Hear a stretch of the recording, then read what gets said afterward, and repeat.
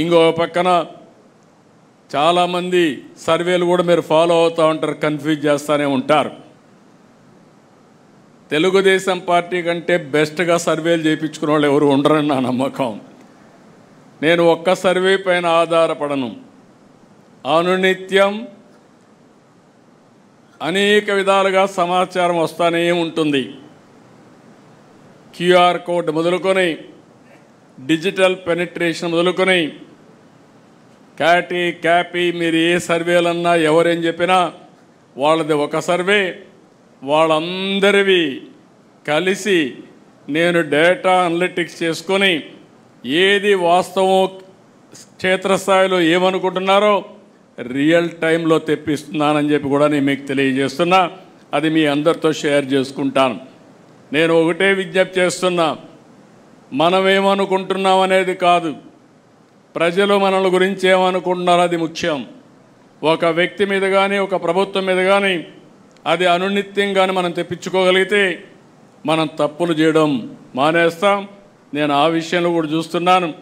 ఏ నాయకుడు ఏ విధంగా పనులు చేస్తున్నాడు, ఒక ఆయన ఎక్కువ బాగా పనులు చేస్తాడు, అంతకంటే ఎక్కువ చెడ్డ పేరు తెచ్చుకుంటాడు. ఒక ఆయన తక్కువ పనులు చేస్తాడు, ఎక్కువ మంచి పేరు తెచ్చుకుంటాడు. ఒక ఆయన చేసిన పని కరెక్ట్గా చెప్పుకోగలుగుతున్నాడు, దానివల్ల ఫలితాలు మెండుగా వస్తున్నాయి. ఇలాంటి డిఫరెంట్ మోడల్స్ ఉన్నాయి. ఈరోజు ప్రభుత్వంలో కానీ పార్టీలో కానీ రెండు పక్కల మీరు ఒకసారి చూస్తే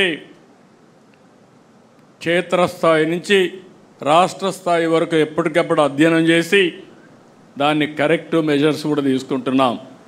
నేను మిమ్మల్ని అందరినీ ఒకటే కోరుకుంటున్నా, మళ్ళీ మీరు గెలవాలని. మీరు ఓసారి తెలుగుదేశం పార్టీ ఒక కుటుంబం, బీ క్లియర్. ఈరోజు ఎర్రమనాయుడు గారు ఆ రోజు పార్టీకి పనిచేస్తే ఈరోజు రామ్మోహన్ నాయుడు గారు కేంద్ర మంత్రి అయ్యారంటే అది కుటుంబ వ్యవస్థని పదే నేను చెప్తున్నా, అదే చేస్తున్నామని చెప్పి మీ అందరికీ విజ్ఞప్తి చేస్తున్నా. బాలయోగి ఉన్నప్పుడు, ఆయన చనిపోయినప్పుడు హరీష్ అయితే చాలా చిన్నవాడు. తర్వాత బాలయోగి చనిపోయిన తర్వాత, ఆయన పెద్ద అయిన తర్వాత, చదువుకున్న తర్వాత మళ్ళీ ఎతికి ఆయన తీసుకొచ్చి ఎంపీ చేసిన పార్టీ తెలుగుదేశం పార్టీ. అది కుటుంబ బాంధవ్యం అంటే. First of all A party అయినా సరే, ఏ ప్రొఫెషన్ అయినా సరే దానికి కొన్ని నామ్స్ ఉంటాయి. అలాంటివి ఉన్నప్పుడు ఎవరైతే పార్టీకి సిన్సియర్గా ఉంటారో, ప్రజాసేవకు అంకితమై పనిచేస్తారో అలాంటి కుటుంబాలని గుర్తుపెట్టుకొని ఎక్కడికక్కడ మనం ముందుకు పోవాల్సిన బాధ్యత మన మీద ఉంటుంది. అప్పుడే సస్టైనబిలిటీ వస్తుంది, స్టెబిలిటీ వస్తుందని చెప్పి కూడా నేను మీకు తెలియజేస్తున్నా. అదే సమయంలో మేము ఉంటాం, వారసత్వం ఉంది, మేము పనిచేయం, మీ ఇష్టం అంటే నమస్కారం తప్ప వేరే మార్గం లేదు. హ్యాండ్ హోల్డింగ్ ఇస్తాం, మిమ్మల్ని గుర్తిస్తాం, గౌరవిస్తాం.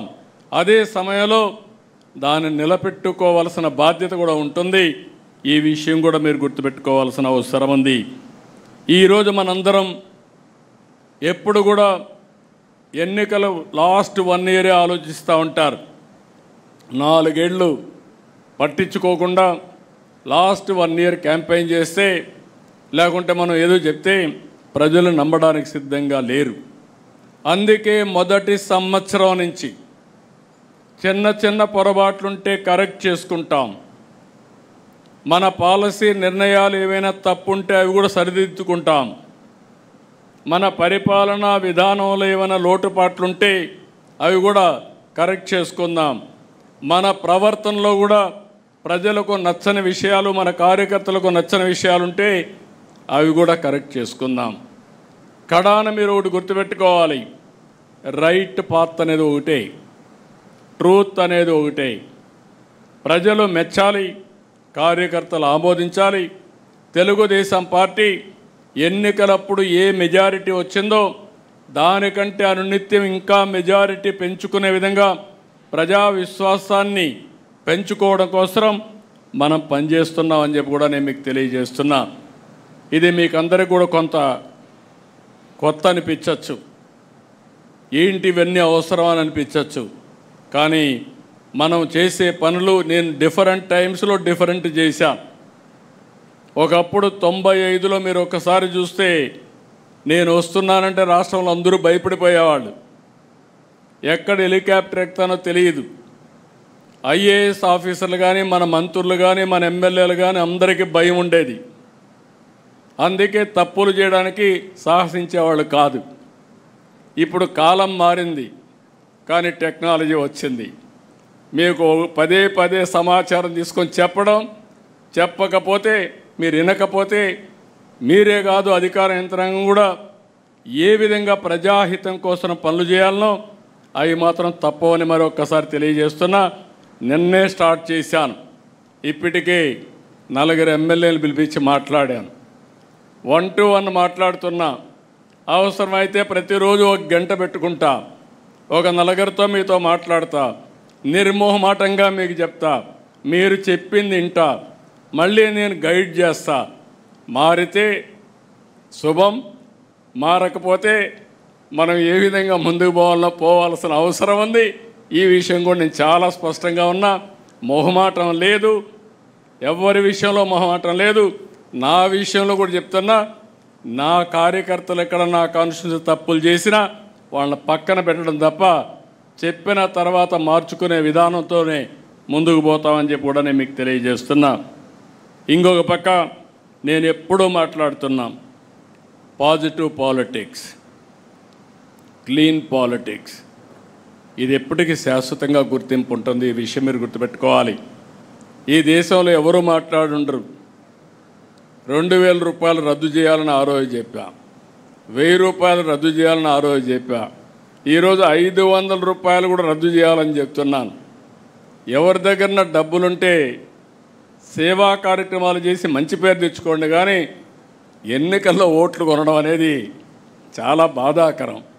5 సంవత్సరాలు పనులు చేసి 4000 రూపాయలు నెలకు పింఛనిచ్చి, 6000 రూపాయలు పింఛనిచ్చి, 10,000 రూపాయలు పింఛనిచ్చి, 15,000 ఇచ్చి ఊరూరుకు రోడ్డు వేసి ఎలక్షన్లు వస్తే మళ్ళీ డబ్బులు ఇవ్వాలి అనే ఆలోచన రావడం చాలా బాధాకరం. దీని నుంచి మార్చాలి, రిఫార్మ్స్ కూడా రావాలి. అదే సమయంలో పదే చర్చ కూడా జరగాల్సిన అవసరం ఉంది. నీతివంతమైన పాలన రావాలంటే, సుపరిపాలన రావాలంటే ఎవరైతే మెరుగైన సేవలు అందిస్తారో, ఎవరైతే ప్రజలకు అందుబాటులో ఉంటారో వాళ్ళకి ప్రజలు ఓట్లేసే పరిస్థితి రావాలి. కానీ ఓసారి అనిపిస్తుంది, చాలామంది చూశారు, డబ్బులతోనే గెలిచేడుగా ఉంటే మనం గెలవం. మొన్న ఎన్నికల్లో కూడా అవతల వాళ్ళు మనకంటే ఎక్కువ ఖర్చు పెట్టినా 11 సీట్లే వచ్చాయి. అంటే అక్కడ డబ్బులు పనిచేయవని తేలిపోయింది. కానీ మనం మాత్రం ఆ సమయం వస్తే ఆత్రపడతా ఉంటాం, ఆరుద్దా ఉంటుంది. ఇలాంటి సమస్యలు ఉన్నాయి. దీన్ని కూడా ప్రజా చైతన్యంలో భాగంగా మనం మాట్లాడాల్సిన అవసరం ఉంది. అందుకని ఆదర్శవంతమైన రాజకీయాలు చేద్దాం, అభివృద్ధి రాజకీయాలు చేద్దాం. మళ్ళీ వైకుంఠపాడి వద్దని పదే ప్రజలకు కూడా చెప్పాలి. పైకి ఎక్కడం, మళ్ళా కిందికి పడడం, మళ్ళా సరిచేయడం, మళ్ళీ దీన్ని అధ్వానమైన పరిస్థితి తేవడం ఇది కరెక్ట్ కాదు. ఇది కూడా మనం చేయాల్సిన అవసరం ఉంది. కంటిన్యూటీ ఆఫ్ గవర్నెన్స్ చాలా ముఖ్యం. ఇది ఇంటర్నేషనల్గా చూడండి, దేశంలో చూడండి. ఈరోజు మన సింగపూర్ చూస్తే 60 సంవత్సరాలుగా ఒకే పార్టీ 4 ప్రధానమంత్రులు. సింగపూర్ ఆ స్థాయికి రావడానికి కారణం ఆ రాష్ట్రంలో రాజకీయ విధానం, సుస్థిరమైన పాలన, సమర్థవంతమైన విధానాలని చెప్పి కూడా నేను మీకు తెలియజేస్తున్నా. మన దేశంలో మనం చూస్తున్నాం, గుజరాత్ 25 ఏళ్ళ నుంచి ఒకే పరిపాలన, ఒకే పార్టీ. యూపీ మొన్నటి వరకు యూపీలో రౌడీజం, మాఫియాలు. ఈరోజు రౌడీజం పోయింది, మాఫియాలు పోయినాయి, అభివృద్ధి జరిగే పరిస్థితి వస్తూ ఉంది. లా అండ్ ఆర్డర్ కంట్రోల్ చేసే పరిస్థితికి వచ్చారు. 11 సంవత్సరాలుగా ప్రధానమంత్రి నరేంద్ర మోడీ గారు వాళ్ళ మోడల్ని రామ్మోహన్ నాయుడు గారు మధ్యాహ్నం మాట్లాడినప్పుడు చెప్తారు, అనునిత్యం అందరూ పనులు చేస్తూనే ఉంటారు. మన చంద్రశేఖర్ గారు ఉన్నారు, వాళ్ళు డ్యూటీ వేస్తూ ఉంటారు. ప్రజలతో అనుసంధానం కావడం దినచర్యలో ఒక భాగంగా పెట్టుకుని ముందుకు పోయే పరిస్థితి వచ్చారు.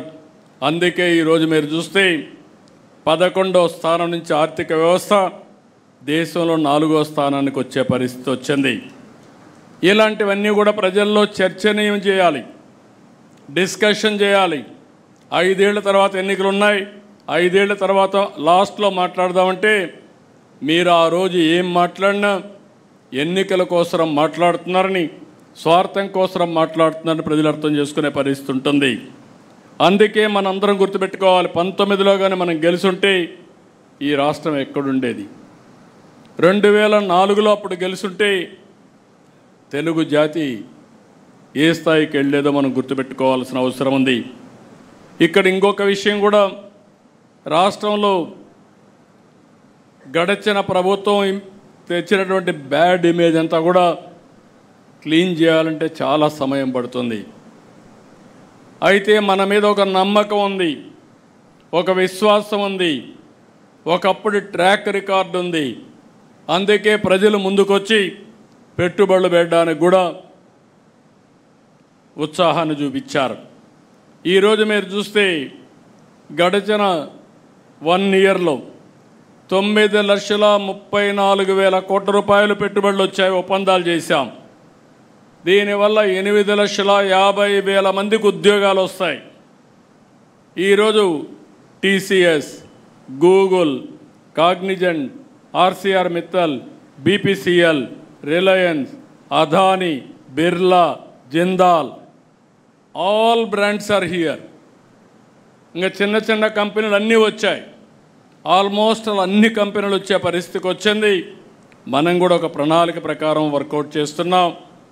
ఉత్తరాంధ్ర కేంద్రంగా విశాఖపట్నాన్ని, అమరావతి కేంద్రంగా ఈ ప్రాంతాన్ని, అదే మరి తిరుపతి ఆ ప్రాంతాన్ని అవసరమైతే 5 జోన్స్గా చేసుకుని ఏ విధంగా అభివృద్ధి చేయాలనో అభివృద్ధి కోసం ప్రణాళికలు కూడా తయారు చేస్తున్నాం.